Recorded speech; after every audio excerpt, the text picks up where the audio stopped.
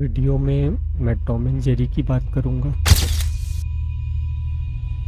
Tom and Jerry क्या है वो मुझे तुम्हें बताने की ज़रूरत नहीं है, वो हम सबको पता है। हम सब ने बचपन में इसके सारे एपिसोड्स कई कई बार देखे हैं। पर टॉम एंड जेरी के बहुत सारे सीन्स हैं और कुछ एपिसोड्स हैं और कुछ ऐसे छोटी डिटेल्स हैं जो हमने बचपन में मिस कर दिया था।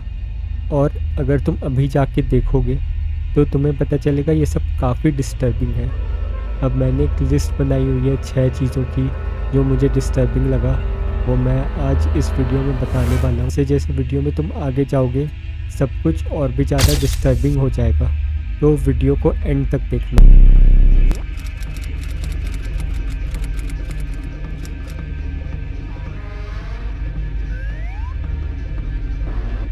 भी टॉम के ओनर्स रहे हैं वो उसको कई तरीक़ों से अब्यूज़ करते थे।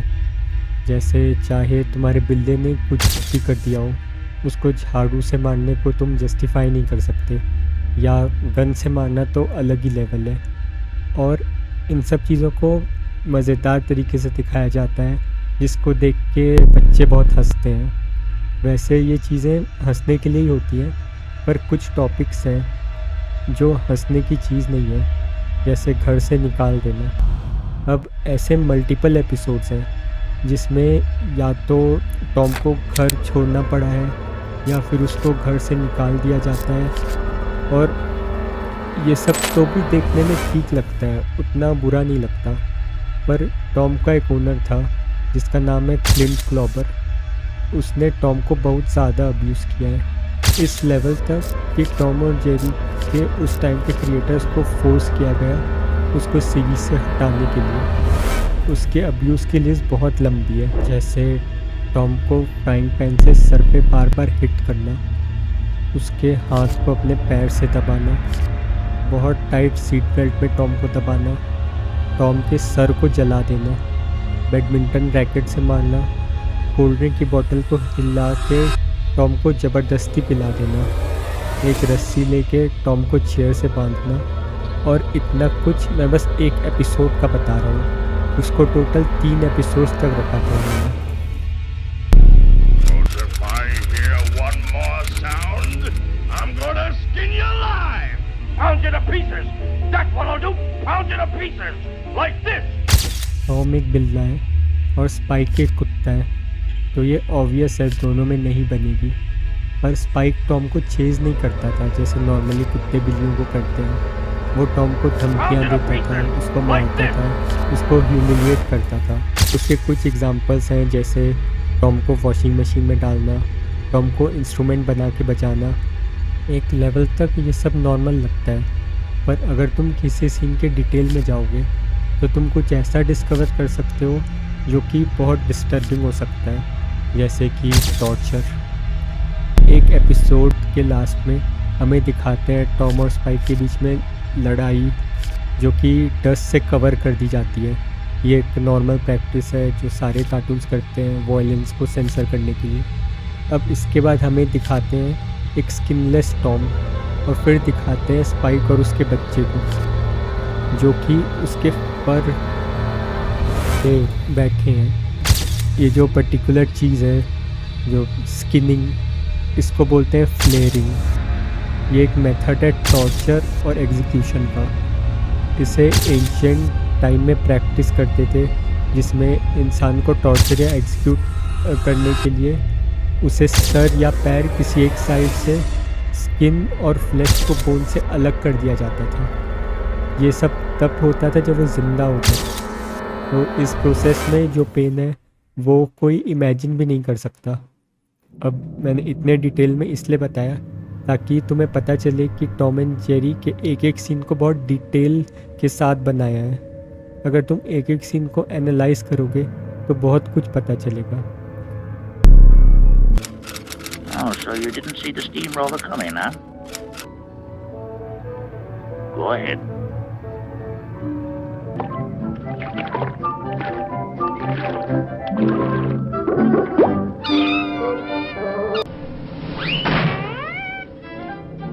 जो मैं बात कर रहा हूँ वो इसके 50% एपिसोड्स की थीम होती है। जो कॉमेडी का फॉर्म अभी कुछ सालों से हम पसंद कर रहे हैं, जैसे डार्क ह्यूमर, सटायर, पैरोडी। ये टॉम एंड जेरी के क्रिएटर 1940 से ही कर रहे थे। इसको एक्सप्लेन करने के लिए मुझे किसी पर्टिकुलर एपिसोड को स्टार्ट से एंड तक तुम्हें बताना पड़ेगा। मैंने इन 8 डिस्टर्बिंग एपिसोड्स में से ये वाला चूज़ किया है जो तुम्हें एक्सप्लेन करूँगा। वैसे हम ऐसे एपिसोड्स की बात वीडियो में आगे भी करने वाले हैं, क्योंकि टॉम एंड जेरी के पूरे सीरीज़ की यही बेस थीम है। एपिसोड का नाम है हेवनली पुस। इस एपिसोड के स्टार्टिंग में हमें दिखाते हैं जेरी टॉम से बच के कुछ खाने का ढूंढने जा रहा होता है, पर टॉम उसको देख लेता है। फिर टॉम तलवार लेकर उसके हाथ में बहुत ज़ोर से मारता है और फिर उसके पीछे दौड़ने लगता है। टॉम कारपेट को खींचता है और एक पियानो आ जाता है, जिससे जेरी तो बच जाता है, पर टॉम नहीं बच पाता और टॉम उससे टकराता है और वहीं मर जाता है। टॉम के लिए हेवन की सीढ़ियाँ आती हैं। वो देखता है हेवन जाने वाली ट्रेन खड़ी होती है। इसके लिए पहले रिजर्वेशन चाहिए होता है, जहाँ पे बाकी बिल्ले जो मर चुके हैं वो होते हैं। पहले बिल्ले के रिकॉर्ड्स चेक करने से पता चलता है कि उसे बुलडॉग ने मार दिया, तो वो हेवन चला जाता है। फिर दूसरे बिल्ले के रिकॉर्ड्स में लिखा होता है कि उसके सर पर आयरन गिर गया था जब वो बैकयार्ड में गाना गा रहा था, तो वो भी हेवन चला जाता है।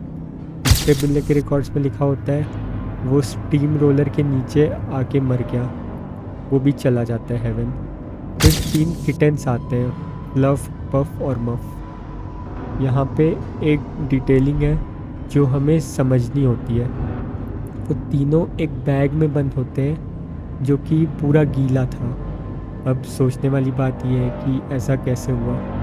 तो इन दो में से कोई एक चीज़ हो सकती है, या तो इनका ओनर इनसे एक दिन नाराज़ हो गया और इन्हें एक बोरे में बंद करके नदी में फेंक दिया, या तो कुछ बच्चों ने शरारत में ऐसा कर दिया। पर जो भी हो, ये पूरे 3 मिनट का सीन जो मैंने डिस्क्राइब किया, ये डार्क ह्यूमर और सटायर से भरा हुआ है।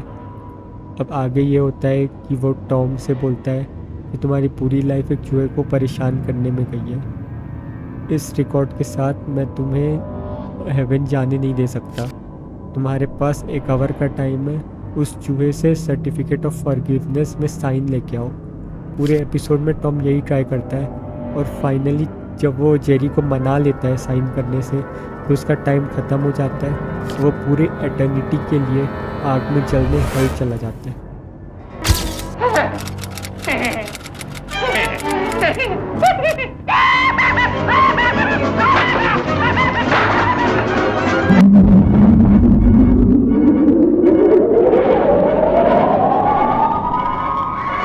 साइकोटिक ब्रेकडाउन तब होता है जब हम किसी extreme stress, trauma, substance abuse या फिर किसी मेंटल हेल्थ कंडीशन जैसे कि स्किज़ोफ्रेनिया, बाइपोलर डिसऑर्डर या सीवियर डिप्रेशन में इस तरीके से फंस चुके होते हैं कि हम रियलिटी से बहुत दूर चले जाते हैं और हमें हेलुसिनेशंस होने लग जाते हैं, डिल्यूजन दिखने लग जाते हैं और हम बहुत एबनॉर्मली बिहेव करने लगते हैं। टॉम एंड जेरी के कई एपिसोड्स हैं जिसकी एंडिंग में हमें दिखता है कि टॉम साइकोटिक ब्रेकडाउन में चला जाता है, जैसे कि कुछ ऐसे सिचुएशंस हो गई कि वो बिल्कुल भी डील नहीं कर पा रहा और रोना ही बस एक ऑप्शन बचा है, या फिर टॉम पागलों की तरह भागने लगता है और दीवार से टकराने लगता है जैसे कि उसको टकराने का पेन ही फील नहीं हो रहा, या फिर वो इतना ज़्यादा डिल्यूशन हो गया कि उसे लगा है कि वो एक रॉकेट बन के उड़ रहा है।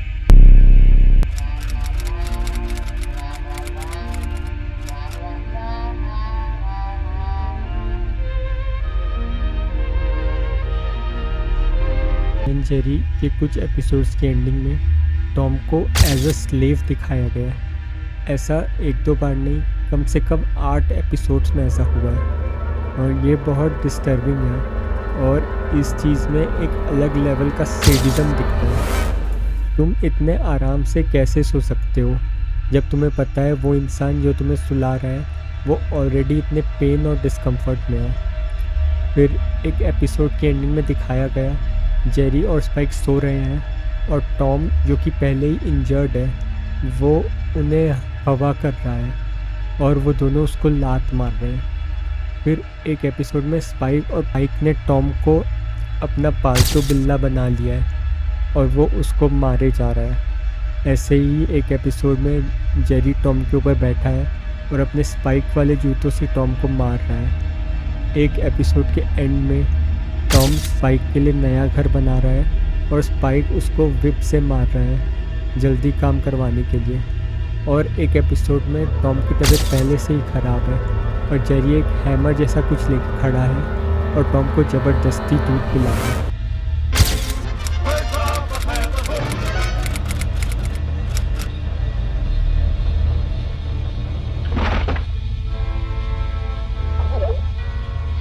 तो अभी तक जितना मैंने बात किया है, तुम बोलोगे ह्यूमिलिएशन और स्लेवरी से बुरा क्या हो सकता है।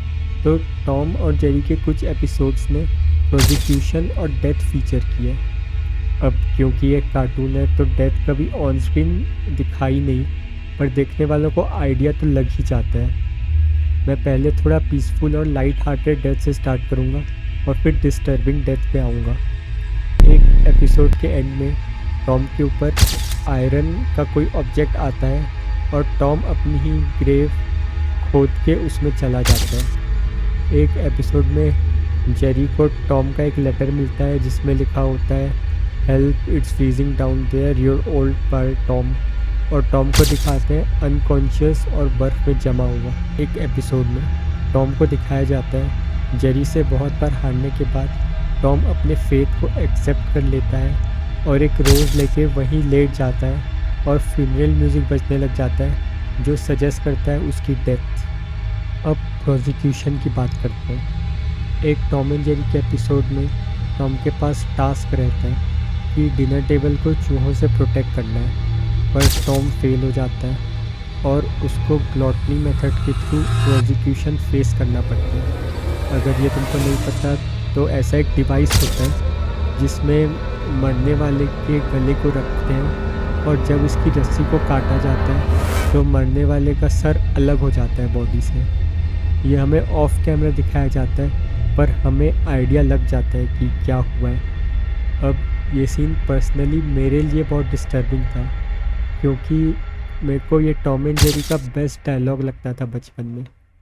इसमें टफ़ी हिंदी में बोलता है उसी क्या चला गया, पर अब समझ आता है चला गया क्या मतलब है बिल्ले को मार दिया। पर जब मैंने रिसर्च की तो पता चला कि वो चला गया नहीं बोलता, वो बोलता है सेस ला गुरे। उसका प्रोनंसिएशन चला गया होता है जिसका इंग्लिश ट्रांसलेशन है शिट हैपेंस। और ये ज़्यादा डिस्टर्बिंग इसलिए हो जाता है क्योंकि उन लोगों के हाथों में वो खाना है जिसको बचा ना पाने के चक्कर में उसको मारा गया, और इस चीज़ को लेके उनका रिएक्शन है शिट हैपेंस।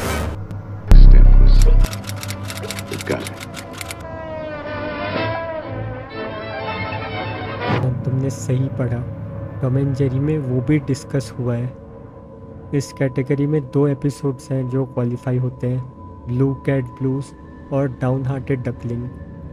एक में बस अटेम्प्ट है पर एक में ऐसा सजेस्ट किया गया है कि उन्होंने खुद को मार लिया। इन दोनों एपिसोड्स के प्लॉट को एक्सप्लेन करने में 15 मिनट लग जाएंगे। उसके लिए एक नया वीडियो बनाना चाहिए। मुझे कमेंट करके बताओ, अगर तुम्हें चाहिए तो मैं बना दूंगा। अब प्लॉट डिस्कस करने की जगह मैं सीधे उस पॉइंट को डिस्कस करता हूँ जो मैं डिस्कस करना चाहता हूँ इस वीडियो में। तुम बस ये 4 लाइन सुनो जो जेरी बोलता है एपिसोड के स्टार्ट में। Tom, in a few minutes it'll all be over.